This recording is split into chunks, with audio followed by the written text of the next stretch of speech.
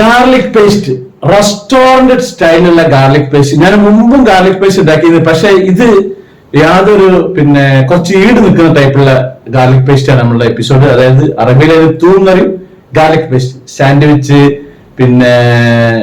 മന്തി, ബുഖാരി, കബ്സ അങ്ങനത്തെ റൈസിനൊക്കെ ഉപയോഗിക്കും. ഇതാണ് നമ്മൾ അന്നത്തെ വീഡിയോ.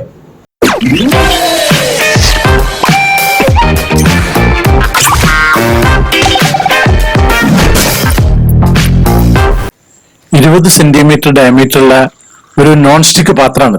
അതിലേക്ക് ഞാൻ 250 മില്ലി നാടൻ പശുവിൻ പാല് തിളപ്പിച്ചാരിയിട്ടുള്ളതിൽ ഒരു 4 ടേബിൾ സ്പൂണ് കോൺഫ്ലവർ ഇട്ടിട്ട് നല്ലോണം അങ്ങോട്ട് മിക്സ് ചെയ്യുക. അടുപ്പ് വെക്കുന്നതിന് മുമ്പ് തന്നെ നല്ലോണം അങ്ങോട്ട് മിക്സ് ചെയ്യണം. അതിലേക്കൊരു 1/2 കപ്പ്, അതായത് 125 മില്ലി ലിറ്ററിന്റെ വെള്ളം അതിലേക്ക് ഒഴിക്കുക. ശരിക്കും നമുക്ക് മിക്സ് ചെയ്യുക. അടുപ്പ് എത്തിക്കുക. ഈ കോൺഫ്ലവർ ഇങ്ങനെ ഇളക്കിക്കൊണ്ടിരിക്കണം, അല്ലെങ്കിൽ എന്താ വെച്ച് കഴിഞ്ഞാൽ അത് പെട്ടെന്ന് ഒരു ഭാഗത്തേക്ക് കട്ട പിടിച്ചു. അപ്പൊ നല്ലോണം ഇങ്ങനെ ഇളക്കിക്കൊണ്ടേ ഇരിക്കുക, നല്ല ഹൈ ചൂടിൽ വെക്കുക. ഇങ്ങനെ ഇളക്കിക്കൊണ്ടിരിക്കുന്നത് അതിനിങ്ങനെ ഒരു കുറുകെ വരും. പെട്ടെന്ന് ഒരു സംഭവം ഇങ്ങനെ കുറുകി ഒരു കുമിള വരുന്ന പോലെ അങ്ങനെ വരും. ഈ ഒരു ടൈപ്പിൽ അങ്ങനെ കുറുകി വന്ന് കണ്ടല്ലോ, ഇതേപോലെ ആയി. ഇനി ഇതൊന്ന് കുറച്ചൊന്ന് ഒരു ലൂസ് മാറിയിട്ട് ഒരു ടൈറ്റ് ആയിക്കണം. അധികം ടൈറ്റ് വേണ്ട, ഒന്നിട്ട് ടൈറ്റ് ആയാൽ മതി. ഇപ്പൊ ഏകദേശം ആയിട്ടുണ്ട്. അപ്പൊ ഞാനിത് അടുപ്പ് ഓഫാക്കിയിട്ട് ഇനി ഒരു പ്ലേറ്റിലേക്ക് തണുക്കാൻ വെക്കാൻ പോകുകയാണ്. അപ്പൊ ഒരു വട്ടത്തിലുള്ള ഒരു പ്ലേറ്റിലേക്ക് ഒന്ന് തണുക്കണം. എന്നിട്ട് ഇതിൽ മിക്സിയിൽ കുറച്ച് അടിക്കാനൊക്കെ ഉണ്ട്. അപ്പൊ ഒന്ന് തണുത്തതിന് ശേഷമുള്ളത് പറ്റുക. അപ്പൊ ഇത് കംപ്ലീറ്റ് ഒരു പാത്രത്തിലേക്ക് മാറ്റി വെക്കുക. ഇനി ഒരു 8 പീസ് വെളുത്തുള്ളി, അധികം വെളുത്തുള്ളി ഇടരുത്. ഒരു ചെറിയ ബൗൾ ഇട്ടിട്ട് അത് മിക്സിയിൽ അടിക്കണം. വലിയ ജാറിലിട്ട് അടിച്ചാൽ ചിലപ്പോൾ ഈ വെളുത്തുള്ളി അരഞ്ഞു പോവില്ല. അതിലേക്ക് 1 ടേബിൾ സ്പൂണ് നമ്മുടെ വിനാഗിരി അതിലേക്ക് ഒഴിക്കുക, സ്വല്പം. ഇനി അതിലേക്ക് ഒരു സ്വല്പം ഉപ്പ് അധികം ആയി പോകണ്ട. എന്നിട്ട് അതൊന്ന് കുറച്ച് മാത്രം ഒന്ന് അരച്ചു വെക്കുക. ഇനി വലിയ ജാറിലേക്ക് മൊത്തം ഇതും ചെറിയ ബൗളിൽ അരച്ചതും അത് ചെയ്യാം. ഇനി എല്ലാതും കംപ്ലീറ്റ് ഓരോ 2-3 തവണ ചെറു ജാറിലിട്ടിട്ട് അടിച്ചാലും കുഴപ്പമൊന്നുമില്ല. നിങ്ങളുടെ സൗകര്യം പോലെ ചെയ്യാം. റെഡി ആയിട്ടുണ്ട്. ഇനി ഇതിലേക്ക് ഒരു 250 മില്ലിന്റെ ഹാഫ്, അതായത് 125 മില്ലി നല്ല സൺഫ്ലവർ ഓയിൽ ഒഴിക്കുക. ഇപ്പൊ ഇത് അടിച്ച് റെഡി ആയിട്ടുണ്ട്.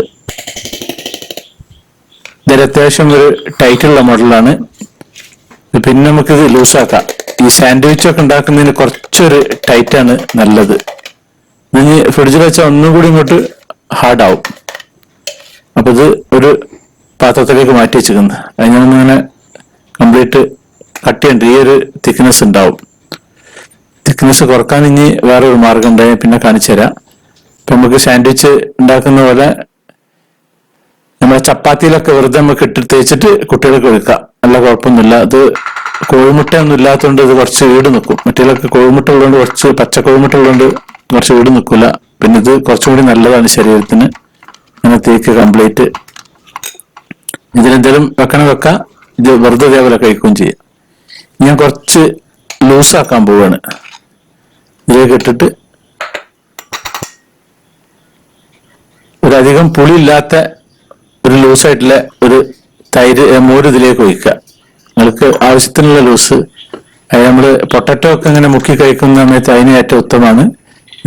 ഇതേപോലെ അങ്ങനെ ബൗളിലേക്ക് വെക്കുക. അത് കടയിൽ കിട്ടുന്ന അങ്ങനത്തെ ഒരു ഗാർലിക് പേസ്റ്റിന്റെ പാത്രമാണ്. ഇത് അടപ്പില്ലാത്തതാണ്.